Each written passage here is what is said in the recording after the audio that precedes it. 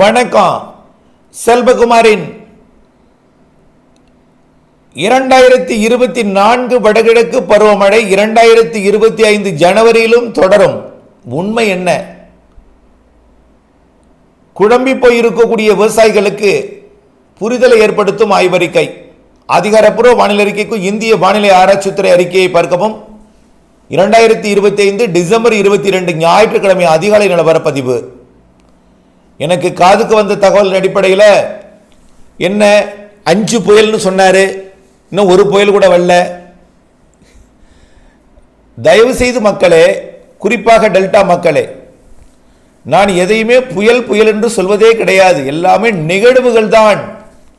நீங்கள் காற்றழுத்த தாழ்வு பகுதியையும் மண்டலத்தையும் நன்கமைந்த தாழ்வு பகுதியையும் எல்லாத்தையுமே புயலுங்கிற கணக்கில் கொண்டு போறீங்க. தயவு செய்து உங்களிடம் நிறைய பாடங்கள் வேண்டும், பாடங்கள் நிறைய படிக்க வேண்டும். நீங்கள் வானிலை தொடர்பான பாடங்கள், நான் வானிலை தொடர்பான பாடத்தை 35 ஆண்டு காலமாக, குறிப்பாக விரிவான வானிலை பாடத்தை 25 ஆண்டு காலமாக உங்களுக்கு நடத்தி வந்தோம். அதுவும் குறிப்பாக கஜா புயல் வந்த பிறகு இன்னும் எல்லாத்தையும் நீங்க புயல் புயல்ன்ட்டே இருக்கீங்க. இப்ப இருக்கக்கூடியது காற்றழுத்த தாழ்வு பகுதி. வேகம் எவ்வளவு? 35 கிலோமீட்டர்.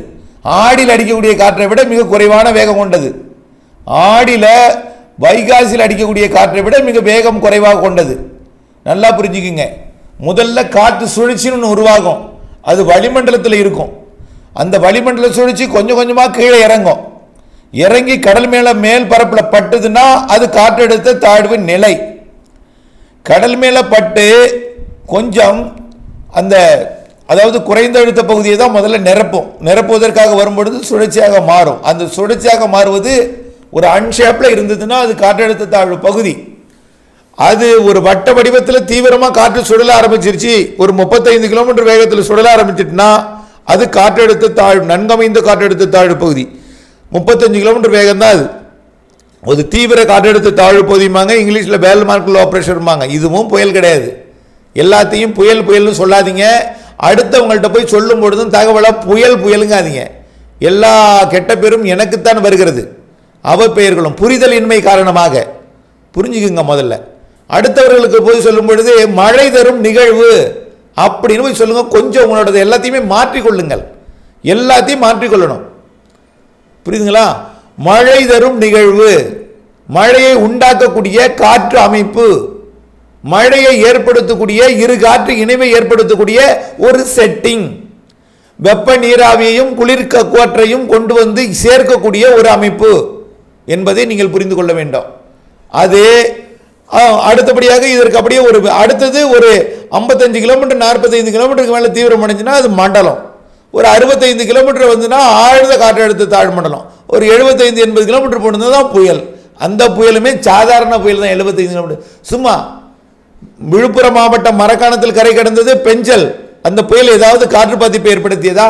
காற்றை மட்டும் அடித்திருக்கும், காற்றை ஈர்த்திருக்கும், லேசாக மரங்களை முறித்திருக்கும், அவ்வளவுதான். அதுவே கொஞ்சம் தீவிரமான புயல் தான். 110 வரைக்கும் 100 வரைக்கும் போடுச்சு சில இடங்களில் வேகம். கரை கடக்கும் பொழுது செயலிழந்தாலும் கொஞ்சம் 100 வரைக்கும் கடலுக்குள்ளே இருந்த போயிருந்துச்சு. அதனால கொஞ்சம் காற்று வேகம் இருந்தது 65-75ன்னு. ஆகவே அதுவும் ஒரு புயல் தான். அதுக்கு மேலே போனதான் 110 கிலோமீட்டரு. அது 110 கிலோமீட்டருங்கிறது வர்தா புயல் நினைச்சுங்க. அது எப்படி என்ன செஞ்சது வர்தா புயல்? அது இப்போ ரோட்டில் இருக்கக்கூடிய பேரிகார்டெல்லாம் சாய்ச்சிச்சு, சில மரங்களை சாய்த்தது. ஆனால் சில இடத்துல கண்ணாடியை மூடி இருந்த ஒரு பஸ்ஸை லேசாக ஒரு இழுத்துட்டு போணுச்சு. புரியுதுங்களா? கார்களை கொஞ்சம் தள்ளிட்டு போணுச்சு. இது 110 125. அது எதுவுமே பெரிய பாதிப்பை கொடுக்கல. புரியுங்களா? எல்லாத்தையும் ஒப்பிட்டு பார்க்கணும். அது 110 120 கிலோமீட்டர் வேகம் கொண்டது. சரி, 150 கிலோமீட்டர் என்ன புயல்? 150 வேகம் கொண்ட புயல் தானே புயல். எங்கே கரை கடந்தது? அது கடலூரில் புதுச்சேரியில் கரை கடந்தது. மரங்களை வேரோடு சாய்த்தது. காம்பவுண்ட் சோரெல்லாம் கடலூர் மாவட்ட ஆட்சித்தலைவர்கள் உள்ளலாம் அதே போல பலா மரங்கள் எல்லாம் சாய்ச்சது. அதுதான் 150 கிலோமீட்டர் வேகம் கொண்ட புயல். புரியுதுங்களா? அடுத்தது 200 கிலோமீட்டர் வேகம் கொண்ட புயல் நம்முடைய கஜா புயல். ஆமாம், அது சில புள்ளிகளில் 200 175 225 கூட சில இடங்களில் டச் ஆனிச்சு சில இடங்களில். ஆகவே அது டெலிஃபோன் கம்பங்களை, தொலைத்தொடர்பு கோபுரங்களை வளைத்தது, முறித்தது, முறுக்கி வைத்தது. நல்லா புரிஞ்சுக்கணும். அது வேற புயல். புரியுதுங்களா? தொலைத்தொடர்பு கோபுரங்களை முறித்தது. அதே போலதான் ராமேஸ்வரத்தில் தனுஷ்கோடியை தாக்கியதும் ரயில்வே தண்டாவாளங்களே வளர்த்தியது, அதை விட கூடுதல் புயல், அது 265, அது பேர் சூப்பர் புயல். அப்போ எத்தனை வகை இருக்குன்னு பாருங்க. ஆகவே எல்லாவற்றையும் கொண்டு போய் புயல் என்று நீங்கள் கணக்கில் சேர்க்கக்கூடாது. இப்போ ஆப்பிரிக்க கண்டத்தில் கரை கடந்தது ஒன்று, ஆப்பிரிக்காவோட மொசாம்பிக்க 225 கிலோமீட்டர்லேருந்து 250 கிலோமீட்டர் வரைக்கும் வேகம் அடிச்சிருக்கு. ஒரு புள்ளியில் 250, பரவலாக 225லேருந்து 35 வரைக்கும். எவ்வளோ பேரை பல ஆயிரக்கணக்கான பேரை பலி கொண்டது. ஒரு கிராமங்களே ஒரு என்ன மாநிலத்தையே தரைமட்டமாக்கியது அந்த புயல். ஆகவே புயல்கள் என்றால் எல்லாம் புயல் கூடாது. புயலுக்கு தீவிரமாக இருக்கக்கூடிய முதல் ஸ்டேஜே நம்மளுடைய கடலூருக்கு அருகே, அதாவது மரக்காணம் அருகே கரை கடந்த அந்த பெஞ்சல் தான். இதை விட பல புயல்கள் வந்ததே தெரியாமல், கடந்து போனதே தெரியாமல், பேர் சொல்லப்பட்டு பேர் வைக்கப்பட்டு வந்துதா போனதா எப்போ போணுச்சு கடந்துருச்சா தெரியவே இல்லையே அப்படின்னு பேசப்பட்ட புயல் கூட இருந்துச்சு. ஆகவே எல்லாவற்றையும் புயலுங்காதீங்க, தயவுசெய்து புரிஞ்சுக்குங்க. கொஞ்சம் உங்களை எப்படியாவது கஜா புயலிலிருந்து மாற்றிவிடும் என்றால் மாற்ற முடியவில்லை, புரிந்து கொள்ளுங்கள். ஆகவே நிகழ்வுகள் எல்லாமே மழை தரக்கூடியது. ஏற்கனவே ஒரு நிகழ்வு ஒன்று போயிடுச்சு, அதுதான் பெஞ்சல் புயல். அதுக்கு முன்னாடி நிறைய மழை பிடிப்பை கொடுத்தது. நம்ம நம்பர் போட ஆரம்பிச்சது 5ல் 1, 5ல் 2லேருந்து பெஞ்சல் இருந்து நம்ம நம்பர் போட ஆரம்பித்தோம். அது டிசம்பர் 1, 2 தேதிகளில் கரை கடந்து மயிலத்திற்கும் ஊத்தங்கரைக்கும் மழை பிடிப்பை கொடுத்து விட்டு வெள்ளத்தை ஏற்படுத்தி விட்டு அந்த வட மாவட்டங்களுக்கு கடலூர், விழுப்புரம், புதுச்சேரி மற்றும் ஊத்தங்கரையில் பெய்த மழை தான். கிருஷ்ணகிரியில் கூட அவ்வளவா இல்லை. ஊத்தங்கரையிலுக்கு கிழக்கே ஊத்தங்கரை தொடங்கி புதுச்சேரி வரைக்கும், கடலூர் வரைக்கும், அதே போல் விழுப்புரம் மாவட்டம் வரைக்கும் மழை பிடிப்பை கொடுத்தது அதிகமாக. அது ஒன்று. நிகழ்வு 2 எது? நிகழ்வு 2 என்பது, அதாவது அந்த நிகழ்வு 2 டிசம்பர் மாதம் 10, 11, 12, 13 தேதிகளில் வந்தது. அது ஒரு காற்றழுத்த தாழ்வு நிலையாகி பகுதியாகி அது வட இலங்கை வந்து மன்னார் வளைகுடா வரும் என்று எதிர்பார்த்து கொண்டு, மன்னார் வளைகுடா இல்லை, பாக்ஜலசந்தி, அதாவது கோடியக்கரை முனை வரும் என்று எதிர்பார்த்து கொண்டிருந்த நிலையில் கோடியக்கரை முனைக்கு 50 கிலோமீட்டர் தொலைவு தான், ரொம்பலாம் இல்லை. நிறைய பேர் ஏற்கனவே ஒரு மழை ஒன்று பொழியவில்லை என்று 50 கிலோமீட்டர் இதே போல தான் ஒரு யூடர்ன் போட்டு போனிச்சு. என்ன யூடர்ன் கிடையாது, இது பேர் எல்டர்ன் பேர். டக்குன்னு ஒரு எல்டர்ன் போட்டு கோடியக்கரை முனை யாழ்ப்பாணத்துக்கு வர வேண்டிய நிகழ்வு யாழ்ப்பாணத்துக்கும் காங்கேசன்துறைக்கும் தெற்கேயே அது ஒரு எல்டர்ன் போட்டு அப்படியே அது தலைமன்னார் போய்விட்டது. அதாவது அதிராமப்பட்டினம் பகுதியை நெருங்க வேண்டியது தலைமன்னார் போய்விட்டது, அதாவது ராமேஸ்வரம் பகுதிக்கு போயிட்டது. அதாவது தஞ்சாவூர் மாவட்ட தெற்கு பகுதி புதுக்கோட்டை மாவட்ட எல்லை மணமேல்குடியை ஒட்டி வர வேண்டியது அது ராமேஸ்வரம் பகுதிக்கு போனது. புரியுதுங்களா? ஆகவே மழைப்பிடிப்பு கூடுதலாக கொட்டி வெள்ளப்பெருக்க டெல்டாவிற்கு ஏற்படுத்த வேண்டியது அது வட இலங்கை கடந்து அது தலைமன்னார் வழி ராமேஸ்வரத்தோட தனுஷ்கோடி வழியாக தூத்துக்குடி போய்விட்டது. அது இலங்கைக்கு அருகே இருந்த பொழுதுதான் சென்னைக்கு மிக மழை பிடிப்பை கொடுத்தது. பிறகு இலங்கைக்கு வட இலங்கை கடந்து நெருங்கும் பொழுதுதான் அது மயிலாடுதுறை மாவட்டத்திற்கு வெள்ளம், வடக்கு பகுதி திருவாரூர் மாவட்டம் கொல்லுமாங்குடிக்கு வடக்கே வெள்ளம், மயிலாடுதுறை மாவட்டம் மானல்மேட்டில் 25 சென்டிமீட்டர் மேல மழை, கடலூர்ல 2வது சுற்று மழை, காட்டுமன்னார் கோயிலில் வெள்ளத்தை ஏற்படுத்தியது, அரியலூர்ல வெள்ளத்தை ஏற்படுத்தியது, காட்டாற்று வெள்ளம்லாம் ஏற்படுத்தியது அரியலூர் மாவட்டத்தில். இரண்டாவது முறையா அச்சத்தை ஏற்படுத்தியது திருவண்ணாமலை மாவட்டத்தோட அவலூர்பேட்டை ஏரிகளுக்கு ஒரு அச்சத்தை ஏற்படுத்தியது. இன்னும் சில மணி நேரங்கள் மழை, 1 மணி நேரம் 1/2 மணி நேரம் மழை பெய்திருந்தா கூட அவலூர்பேட்டை ஏரி உடைத்திருக்கும் என்ற தகவல். அப்படிப்பட்ட மழை பிடிப்பை கொடுத்தது. ரொம்ப நாள் ஆகல, அது 12-13 தான் ஆயிருச்சு. இன்னைக்கு தேதி எத்தனை? 22. 10 நாள் தான் ஆயிருக்கு அந்த மழை முடிந்து.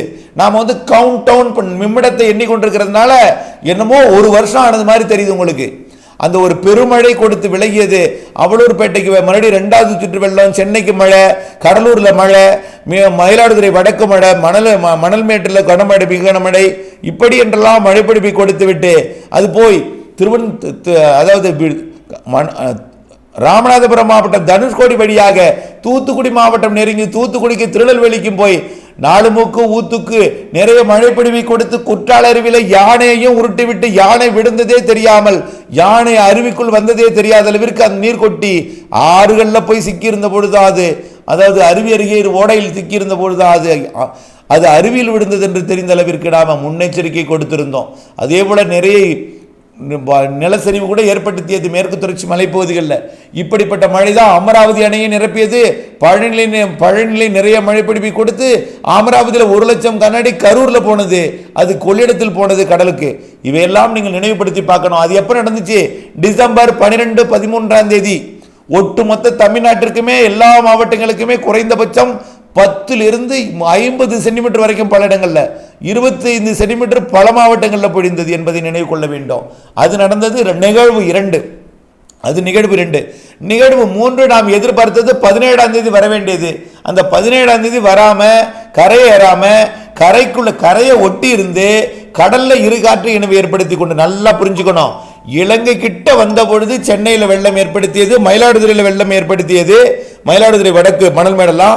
அதே போல கடலூர் மற்றும் 2வது காட்டுமன்னார் கோயிலெல்லாம் வெள்ளம் சூழ்ந்தது. அது 2வது நிகழ்வு. அது எங்க இருந்த பொழுது? இலங்கை கிட்ட இருந்த பொழுது. அதையெல்லாம் தாண்டி தமிழ்நாட்டு கரை நெருங்கி வந்து மழை பொழியாமல் போனதற்கு காரணம் என்ன? கிழக்கு காற்று நுழைந்து மேற்கு அதாவது வடகிழக்கு காற்றும் கிழக்கு காற்றும் குளிர்காற்றுகள், அதாவது வடக்கிலிருந்து வருவதும் கிழக்கிலிருந்து வருவதும். ஏன்னா வியட்நாம் கம்பளிலிருந்து குளிர்காற்று, நிலநடுக்கோட்டிலிருந்து வருவது வெப்ப நீராவி, நிலநடுக்கோட்டிலிருந்து வந்த வெப்ப நீராவி தமிழ்நாட்டில் ஏறிய பிறகு அந்த காற்று சந்தித்திருந்தால் தமிழ்நாட்டின் தரையில் மழை பொழிவை கொட்டி இருக்கும்.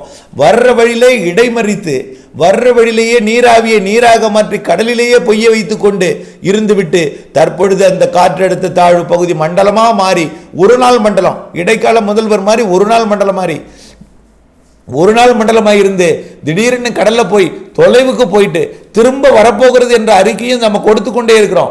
இது ஒரு வாரம் கடலுக்குள்ள இருந்த ஆட்டம் போடும் என்று ஏற்கனவே ஒரு வாய்ப்பும் கொடுத்திருந்தோம். எங்கே ஆட்டம் போட்டாலும் திரும்பி டெல்டா மாவட்டங்களுக்கு நெருங்கி வரும்னு தான் நம்முடைய அறிக்கையாவும் அப்பொழுதிலும் இருந்து கொண்டிருக்கிறது. அதுதான் நிகழ்வு 3. அது 17, 18 தேதிகளிலே கரை கடந்திருக்க வேண்டும். அது மழைப்பொழிவை கொடுத்திருக்க வேண்டும். மழைப்பொழிவு விலகவில்லை, கடலில் இருக்கிறது, கரையேற வரும், கண்டிப்பாக நிறைய மழைப்பொழிவை தரும் என்பதுதான் நம்முடைய அறிக்கை. அது வரக்கூடிய 24ஆம் தேதி 24க்குள்ளே மழைப்பொழிவை முடித்திருக்கணும். கிறிஸ்துமஸுக்கு இடைவெளி கொடுத்திருக்கணும். தாமதமாக வருவதன் காரணமாக கிறிஸ்துமஸ் நாளிலும் மழை தெரிகிறது. அடுத்தடுத்த நாட்களிலும் 27ஆம் தேதி 28ஆம் தேதி வரை அந்த நிகழ்வு 3 அது வரப்போகிறது. நிகழ்வு 4 இது தாமதம் காரணமாக கிறிஸ்துமஸுக்கு பிறகு அடுத்ததாக வரக்கூடிய நிகழ்வு அடுத்தது மேலும் தாமதம். அது எப்போ வரப்போகுது? நிகழ்வு 4 நாம் எதிர்பார்த்தது கிறிஸ்துமஸுக்கும் நியூ இயருக்கும் இடையில. ஆனால் இப்போ எப்போ வரப்போகுது? சரியா நியூ இயரில் அமையுது. 29, 30, 1ஆம் தேதி அமையப்போகுது. 31ஆம் தேதி 1ஆம் தேதி. ஆக டிசம்பர் 29, 30, 31 மற்றும் ஜனவரி 1, 2 தேதிகளிலே புத்தாண்டு கொண்டாட்டத்திலும் மழை பொழிவை 2025 இந்த ஆண்டு 2025 மழை காலம் என்பதை உணர்த்தும் வகையில் 2025 நிறைய மழை நிகழ்வுகள் கொண்டது, நிகழும் மழை பொழிவுகள் நிகழ்வுகளின் ஆட்டம் கொண்டது 2025 என்பதை உங்களுக்கு உணர்த்துவதற்காகவே புத்தாண்டு தினத்திலேயே உங்களுக்கு அறிமுகப்படுத்த வருகிறது அடுத்த நிகழ்வு, 4வது நிகழ்வு. நான் புரியுதுங்களா? அது 4வது நிகழ்வு. 5வது நிகழ்வும் இருக்கிறது. அது ஜனவரி 7ஆம் தேதி வரை இருக்கிறது. அதுவும் ஜனவரி 10ஆம் தேதி வரை மழை பொழிவை கொடுக்க போகிறது. ஆக நிகழ்வு 5ம் தாமதமாக வந்து கொண்டிருக்கிறது. முதலில் 4 நிகழ்வு தான் சொல்லியிருந்தோம். அப்புறம் 5வது நிகழ்வு ஆட் பண்ணோம். அந்த 5வது நிகழ்வு 1ஆம் தேதி வர வேண்டியது அது தாமதமாக 7ஆம் தேதியாக நகர்ந்திருக்கிறது. ஆகவே இப்படியெல்லாம் மழை பொழிவுகள் எங்கும் விலகவில்லை, இருந்து கொண்டிருக்கிறது. உங்களுக்கு கடந்த 13ஆம் தேதி வெள்ளப்பெருக்கை பெரும்பாலான மாவட்டங்களுக்கு ஏற்படுத்திவிட்டு சென்ற நாள் 10 நாள் ஒரு வாரம் தான் முடிவடைந்திருக்கிறது. ஏதோ உங்களுக்கு ஓராண்டு ஆகியது போல் தெரிகிறது.